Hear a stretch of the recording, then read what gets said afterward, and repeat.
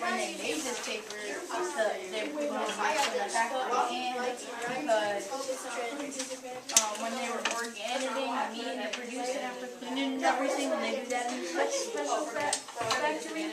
That costs money, right? Yeah, which is different. Yes. So you're spending money and very good.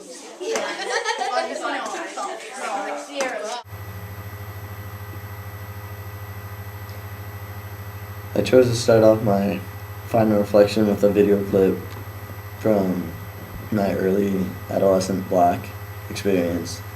And in it, I am actually working with a student in the special education program at Washington Middle School. And this student would have a hard time staying on task, and you really had to put an extra effort and attention into making sure this kid succeeded. So me and my partner, one of us would always have to be sitting next to him, keeping him on task, keeping him focused. And once we figured out that we needed to do that, we actually learned he was one of the smarter kids in the class. So it was just amazing to see that by not being a bystander and taking this extra effort, like, you got to give somebody an opportunity they might not have had if that was the case otherwise. And I think that goes really well into what we talked about in social inequalities, about being an advocate and being an ally for people facing these inequalities and facing these unfair situations throughout society. And personally, being a white male coming from a middle upper class family and having all the opportunities in the world and being able to succeed with those opportunities, I need to take this power and privilege that I have and carry that over through the rest of my life, especially in my teaching in the future, and stick up for people facing the inequalities, and stick up for the underprivileged, stick up for the oppressed, and be that good citizen that you're supposed to be, and look out for your fellow man, or woman in that case.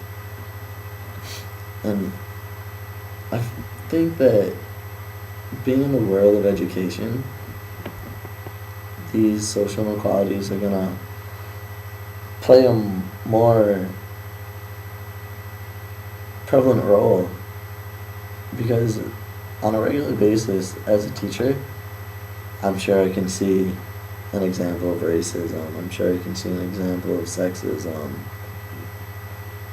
I'm sure I can see an example of somebody being made fun of for their body image, somebody being made fun of because they're gay, somebody being made fun of because they're poor. And I think it's important that having the role as a teacher and having that role of power and the privileges that come with being a teacher, it's a crime against humanity to sit there and watch and let them happen. And I need to be willing to take these risks and be a role model for these kids, because part of the reason why I wanted to go into teaching was to make a difference. And what better way to make a difference than to be a role model and teach these kids about these social inequalities, and give them the awareness that they need so that they can then take the information you gave them and make a difference just like you are. And I think that's really powerful, especially if they see me, someone they look up to, taking a chance, taking a risk, going out of my way to put an end to inequality that I'm seeing.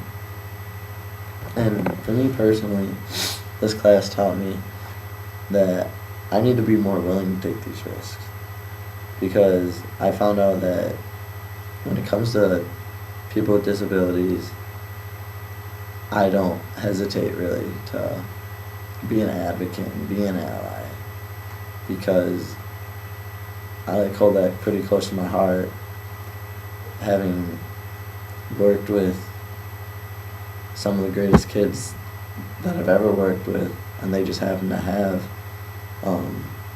some type of disability, whether it be autism, Down syndrome, or just the students with ADD and ADHD.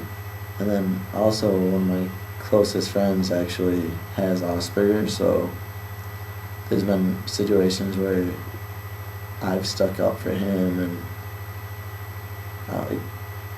especially now, I mean, it's a little bit harder to stick up for him, and I know like he appreciates it, but him being away at school, I mean, this just kind of goes to show that bullying doesn't stop at the high school level. It's still pretty existent in the college level. Like, he's away from our circle of friends who like understand him and know who he is and just like accept that. And he has a rough time just because they're not so much understanding and very discriminatory against him, call him a creep, make fun of him for being a little weird, which I mean, socially, he has Asperger's, so he is a little bit different, but it doesn't like change who he is. And I just wish like there was something else I could do, because at high school, you know, I could stick up for him, I could be there, I could talk to him, like if he just needed somebody to talk to. It's a little bit different being away. But that's kind of why I find it easier to stick up for and take a risk in those type of situations. But I need to take that same passion and drive that I have in sticking up for people who have disabilities and apply that to instances of racism that I see and instances of sexism that I see and all those other situations that we talk about. Like, I need to be that person who's like, you know what, I don't care what other people think. You saying that is disrespectful, and I'm gonna try to put a stop to it. And just hopefully, like, by planting that seed, eventually it starts like taking their mind, and they start to think about their actions. Like, oh yeah, maybe that isn't right. And if I can just do that to like one person, like I'll be pretty excited. I'll be pretty stoked about that. Just because, yeah, some people say one person can't make a difference, but it's never just one person. There's always a trickle-down effect. Like, you have one person starts it, makes an example to this person, you know, they start to get it, they're like, okay, I'm going to do the same thing. They go to somebody, and so on and so on. It's like the movie Pay It Forward. It's never just one. And I really think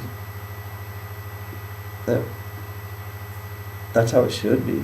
People should be willing to make a difference and just not sit by and be bystanders. And it just kind of makes me sick of myself at the times when I have been a bystander. I don't want to be a bystander anymore. I don't want that to be me. I feel like that's just as bad as being the one who's oppressing someone. And then the other thing I got out of this class is that I can't be ashamed of the privileges that I have. Like, I need to be proud of those. And I need to use them for good, like I was talking about before, but there's so many people, socioeconomically, they're no different than I am. They're white, they're male, upper middle class, given all the opportunities in the world, given all the power in the world, but they take those things for granted. Like, I don't have to work hard, and they're kind of lazy, and they waste the opportunity. And that's an opportunity that could have gone to somebody less fortunate, less privileged, who would have succeeded had they been given it. They never got the opportunity. So I kind of want to change that and make sure that these people are paid attention to, and they are given the opportunities that they deserve. And it starts right now. And it starts as soon as I'm done with this video. I need to go and be an advocate for what I'm saying. I can't just say it. I actually have to do it and practice what I'm preaching. But I would just like to thank you for this class. I really enjoyed it. I actually got a lot out of it. I feel like I'm kind of just rambling on, but I feel like there's so much more that could be said. Just, I don't know, it's probably one